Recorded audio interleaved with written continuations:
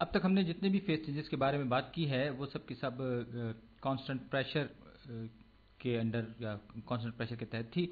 अब हम जो बात करने जा रहे हैं वो फेज चेंज की बात कर रहे हैं बदलते हुए टेम्परेचर और बदलते हुए प्रेशर की कंडीशन में। और ये यहाँ पर आप देख रहे हैं ये पानी के बारे में एक फेज डायग्राम बनाई गई है जिसमें कि मुख्तलिफ प्रेशर्स पर और मुख्तलिफ टेम्परेचर्स पर पानी की मुख्तलिफ कंडीशंस बयान की गई हैं। ये 1 एटमॉस्फेयर जो कि सरफेस ऑफ अर्थ या सी लेवल पर हवा का दबाव है या एटमॉस्फेरिक प्रेशर है, और ज़्यादा बड़े जुपिटर वगैरह जैसे जो बड़े सैयारे हैं उन पर बहुत ज़्यादा, या आप ज़मीन में कहीं अंदर की तरफ चले जाएँ, समंदर की तह में उतर जाए तो वहाँ पर बहुत ज़्यादा। तो ये जो डायग्राम है इसे हम फेज डायग्राम कहते हैं और इसकी बहुत सारी अलग अलग शक्लें होती हैं, लेकिन मैं यहाँ आपको सिर्फ एक शक्ल दिखाने जा रहा हूँ। तो ये आपको केमिस्ट्री के जो स्टैंडर्ड टेस्ट होते हैं उनमें भी ये अक्सर ये फेज डायग्राम दिखाई दे जाती है और इसके बारे में सवाल आपसे पूछे जाते हैं। तो अब मैं आपको समझाने की कोशिश करता हूँ। एक्स एक्सिस पर टेम्परेचर मैंने लिया हुआ है और वाई एक्सिस पर इसमें प्रेशर है, सही। तो और ये आप इसमें कुछ लकीरें सी बनी हुई देख रहे हैं, और ये भी मैं आपको बता दूं कि ये अप टू द स्केल नहीं है। ये इस तरफ लेफ्ट हैंड साइड पे ऊपर की तरफ ये सॉलिड है, ये इस तरफ लकीर के लिक्विड है, और ये जो नीचे वाला हिस्सा है ये गैस स्टेट है। यानी ये मुख्तलिफ फेजेस हैं या स्टेट्स हैं जो कि इस डायग्राम के जरिए जाहिर की गई हैं, जो कि मुख्तलिफ प्रेशर्स और मुख्तलिफ टेम्परेचर्स पर। और ये पानी के लिए ये बात याद रखिएगा। तो पानी फर्स्ट कर लीजिए 0 डिग्री सेंटीग्रेड पर है यहाँ और 1 एटमॉस्फेरिक प्रेशर है। तो आप ये देखिए कि पानी जो है इस वक्त बाउंड्री पर है सॉलिड और लिक्विड के बीच की। ये देखिए, ये आप अगर गौर करेंगे तो ये डायग्राम हमें बता रही है कि जब 0 डिग्री सेंटीग्रेड टेम्परेचर होगा और 1 एटमॉस्फेरिक प्रेशर होगा तो पानी उस वक्त सॉलिड और लिक्विड के बिल्कुल बीच की स्टेट में होगा। अगर हम प्रेशर को थोड़ा सा कम बढ़ा देंगे तो पानी का जो फ्रीजिंग पॉइंट या इसके जो बाउंड्री लेवल जो इसका टेम्परेचर है वो इसका कम हो जाएगा। और आपको इसको फिर यही है कि आप चाहे आप इधर इसको लिक्विड से सॉलिड बनाएं या सॉलिड से लिक्विड बनाएं, दोनों सूरतों में ये जो बाउंड्री है ये मौजूद होगी। ये डिपेंड करता है आप उसको हीट दे रहे हैं या हीट निकाल रहे हैं। अब अगर मैंने प्रेशर कुछ कम कर दिया, फर्ज कर लीजिए कि हम ये यहाँ से हम सी लेवल से उठकर हम किसी ऊंची जगह चले गए, तो फिर क्या होगा? फिर ये होगा कि पानी जो है अगर मैं उसको ठंडा करना शुरू करूँगा तो वो ज़्यादा टेम्परेचर पर फ्रीज होगा बनिस्बत किसी ऐसी जगह पे कि जो बहुत नीचे हो या सी लेवल से भी नीचे हो। अब हम आते हैं और हाँ, ये बात याद रखिए कि हम इस वक्त पानी की बात कर रहे हैं। ये फेज डायग्राम जो है ये पानी के हवाले से है। तो अब देखिए मैं ये इस लाइन को मज़ीद आगे बढ़ा रहा हूँ, यानी कि 1 एटमॉस्फेरिक प्रेशर रखते हुए मैं आ रहा हूँ 0 डिग्री सेंटीग्रेड पर, 0 डिग्री सेल्सियस पर पानी जो है वो कंडीशन चेंज हो रही है, सॉलिड और लिक्विड के बाउंड्री पर है, और यहाँ ये होगा 100 डिग्री सेल्सियस, जिस पर एक और बाउंड्री कंडीशन आ जाएगी जबकि पानी लिक्विड और गैस के इन बिटवीन होगा, यानी कि पानी जो है वो बॉयल हो रहा होगा। हम इसे बॉइलिंग पॉइंट कहेंगे, और ये वही हीट है जिसको हम हीट ऑफ वेपराइजेशन भी कहते हैं। तो अगर आप इसको हीट अप करेंगे तो ये मज़ीद बॉयल होकर या हीट अप होकर पहुंच जाएगा।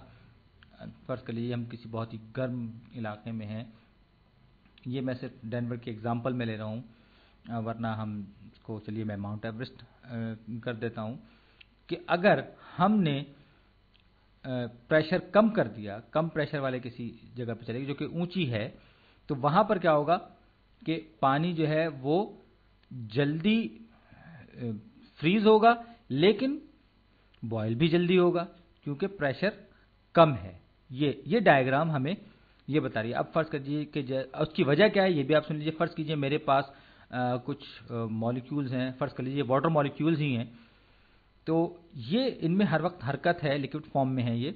ये इनमें हर वक्त हरकत है, ये एक दूसरे से टकरा रहे हैं, एक दूसरे से, जैसे मैंने पहले भी एक वीडियो में कहा था कि एक दूसरे से कंधा रगड़ते हुए, एक दूसरे को कंधे से कंधा मारते हुए चल रहे हैं। लेकिन साथ ही साथ ये ऊपर भी जाना चाहते हैं। इसके उनके ऊपर हवा है, लेकिन हवा का अपना भी प्रेशर है। P V is equal to N R T की इक्वेशन आप याद कीजिए, आइडियल गैस वाली।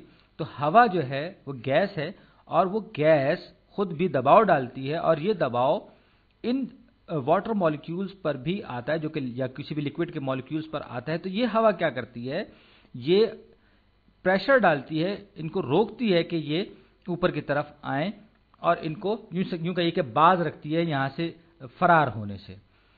तो फर्ज कर लीजिए कि हमारे पास, हम किसी ऐसी कंडीशन में आते हैं जहाँ वैक्यूम हो, ये है ही नहीं सिरे से। फिर क्या होगा, फिर ये होगा कि ये जो मॉलिक्यूल्स हैं पानी के, ये दाएं बाएं के साथ साथ ऊपर जाने के लिए भी आज़ाद होंगे। अब क्या होगा, ये कहेंगे अरे वाह, ऊपर जाने की जगह खाली पड़ी है, चलो फरार हो जाते हैं। तो ये बड़ी तेज़ी से उस खाली जगह में या उस वैक्यूम में फरार होना शुरू हो जाएंगे, और बहुत मुमकिन है कि लिक्विड डायरेक्टली गैस में बड़ी तेज़ी से कन्वर्ट हो जाए। और बाज़ मरतबा हो सकता है कि अगर ये आइस भी हो तब भी ये डायरेक्टली गैस बन जाए। जैसे कि यहाँ पर ये देखिए, ये आप देखिए कि बहुत कम एटमॉस्फेयर, बहुत कम प्रेशर है। यहाँ पर क्या हुआ कि अगर मेरे पास कोई चीज़, अब मैं पानी की अगर बात कर रहा हूँ यहाँ पे, तो ये पानी मेरे पास है, और इसके लिए आप देखिए कि बहुत कम अगर प्रेशर मेरे पास हो, तो जाहिर बात है कि पानी जो है वो 0 डिग्री सेंटीग्रेड सेल्सियस से कम पर बर्फ़ की हालत में होता है। लेकिन इस डायग्राम की मदद से मुझे ये पता चल रहा है कि अगर प्रेशर बहुत कम होगा तो ये डायरेक्टली एस्केप होकर बर्फ़ जो है ये तेज़ी से वेपर्स में कन्वर्ट हो जाएगी, और ये प्रोसेस जो है इसे हम सब्लिमेशन कहते हैं। अब मैं आपको इसी एग्जांपल को आगे बढ़ाते हुए कार्बन डाइऑक्साइड की तरफ आता हूं, जहां सब्लिमेशन का कॉन्सेप्ट आपको ज़्यादा समझ में आएगा। कार्बन डाइऑक्साइड जो है वो हमारे प्लेनेट पर बहुत ज़्यादा पाई जाती है, आलूदगी भी है, इसको हम ग्रीन हाउस गैस भी कहते हैं। बहरहाल 1 एटमॉस्फेरिक प्रेशर पर कार्बन डाइऑक्साइड में ये देखिए, अच्छा इसमें भी वही चीज़ ध्यान में रखिए कि कंडीशन सारी की सारी वही हैं। ये लेफ्ट अप सॉलिड है, फिर राइट पे लिक्विड है, और फिर नीचे गैस है। तो यहाँ पर भी सब कुछ तकरीबन वैसा ही है। तो खैर, ये कार्बन डाइऑक्साइड के लिए ये सॉलिड रीजन है, ये गैस रीजन है, और ये लिक्विड रीजन है। तो 1 एटमॉस्फेरिक प्रेशर पे, यानी कि सी लेवल के प्रेशर पे, कार्बन डाइऑक्साइड -78.2 डिग्रीज पे, 78.5 डिग्रीज पे, या यूं समझ लीजिए कि तकरीबन -80 डिग्रीज पे ये सॉलिड फॉर्म में होगी। लेकिन उसके फौरन बाद ये अचानक ये तब्दील होके, अगर आप इसका टेम्परेचर बढ़ाएंगे तो ये एकदम से गैस बन जाएगी। और अगर आपको मालूम हो कि सॉलिड कार्बन डाइऑक्साइड को ड्राई आइस भी कहा जाता है, और ये अक्सर औकात जो ज़्यादा ठंडा करने वाली मशीनें, ख़ासतौर पर बर्फ़ के कारखानों वगैरह में अब एक अरसे तक इस्तेमाल होती रही है। तो ये जो प्रोसेस है, जब जिसमें कोई सॉलिड अचानक बिल्कुल तेज़ी से बगैर लिक्विड बने गैस में कन्वर्ट हो जाता है, इसे सब्लिमेशन कहते हैं। जहन में रहा?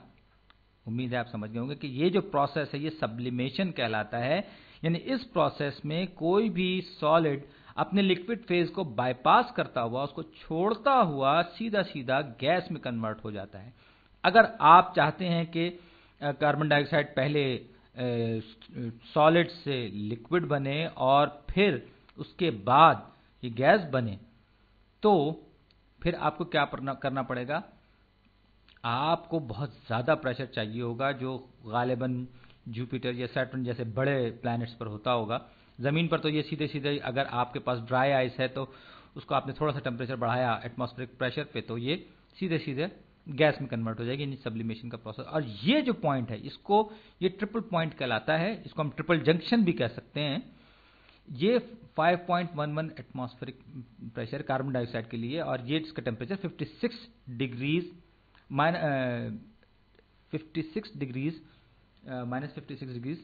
सेंटीग्रेड सेल्सियस है।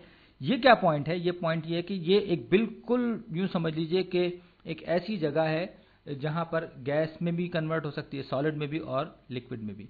और पानी के लिए ये पॉइंट है, ये जो रेड पॉइंट जो बीच में है, ये पॉइंट है जिसका ट्रिपल जंक्शन या ट्रिपल पॉइंट है 0.611 किलो पैस्कल या 005 एटमॉस्फेरिक प्रेशर के बराबर है, जिस पर के पानी जो है वो बिल्कुल 0098, ये बिल्कुल पानी जो है वो ऐसी कंडीशन में होगा कि आपने ज़रा सा उसको थोड़ा सा ठंडा किया या थोड़ा सा गर्म किया तो वो किसी भी सॉलिड, लिक्विड या गैस की फेज में इसमें, और ये ऊपर, ये सबसे ऊपर ये रहा क्रिटिकल पॉइंट, ये मैंने लिखा क्रिटिकल पॉइंट जो है ये बड़ी इंपॉर्टेंट चीज़ है। इससे ऊपर जाएंगे तो कोई भी, आप ये देखिए कि इसमें प्रेशर भी बहुत ज़्यादा है और टेम्परेचर भी बहुत ज़्यादा है। कार्बन डाइऑक्साइड के लिए क्रिटिकल पॉइंट ये है, सही। तो यहां पर कोई भी चीज़ सुपर क्रिटिकल फ्लूइड बन जाती है, यानी एक ऐसा फ्लूइड जिसका टेम्परेचर भी बहुत ज़्यादा हो और जिस पर प्रेशर भी बहुत ज़्यादा हो, लेकिन फिर भी वो लिक्विड फॉर्म में रहने पर मजबूर हो। ये बड़ा इंपॉर्टेंट पॉइंट है। नॉर्मल कंडीशन में ऐसा नहीं होता, लेकिन जब आपके पास एक्स्ट्राऑर्डिनरी कंडीशन हो जाती है, बहुत ज़्यादा प्रेशर की और बहुत ज़्यादा टेम्परेचर की, तो फिर कोई सब्सटेंस चाहते हुए भी, यानी वो कोशिश भी करता है तब भी जो है वो कन्वर्ट नहीं होता। और पानी के लिए भी यही बात कही जाती है। जैसे ये पानी की डायग्राम आप देखिए, तो यहाँ पर ये सुपर क्रिटिकल वाटर कह सकते हैं, आप उसको लिक्विड वाटर कह सकते हैं। यानी कि पानी इस कंडीशन में, अगरचे टेम्परेचर इतना ज़्यादा है कि नॉर्मल कंडीशंस में ये एवापोरेट हो जाएगा, ये पूरा का पूरा गैस में तब्दील हो जाएगा, लेकिन ये यहाँ पर अब 1 एटमॉस्फेरिक प्रेशर पर मैंने टेम्परेचर बढ़ा के 110 डिग्री सेल्सियस कर दिया। तो अब अगर हम ये चाहते हैं कि हम इसे लिक्विड फॉर्म में रखना, हमने इस पर प्रेशर बढ़ा दिया, तो प्रेशर बढ़ाने के नतीजे में क्या होगा कि वो पानी जो कि पहले वेपराइज हो गया था, उसकी वजह से, प्रेशर बढ़ने की वजह से वो दोबारा उसमें कन्वर्ट हो गया। मैं इसको एग्जांपल को मैं यहाँ देखता हूँ, ये ज़्यादा बेहतर है। ये मैं इसके क्रिटिकल पॉइंट से मैंने इसको क्या किया कि मैंने प्रेशर और इसको किया, तो ये जो प्रोसेस है कि जिसमें गैस से पानी एकदम से दोबारा वापस सॉलिड में कन्वर्ट हो जाए, इसे रिवर्स सब्लिमेशन कहते हैं। और ये कॉन्सेप्ट भी बड़ा हमारे काम का है, इसे आप जहन में रखिएगा। तो ये बड़ी साफ सुथरी चीज़ें, उम्मीद है कि आपकी समझ में ये सब कुछ आ गई होगी टेम्परेचर चेंज के साथ और प्रेशर चेंज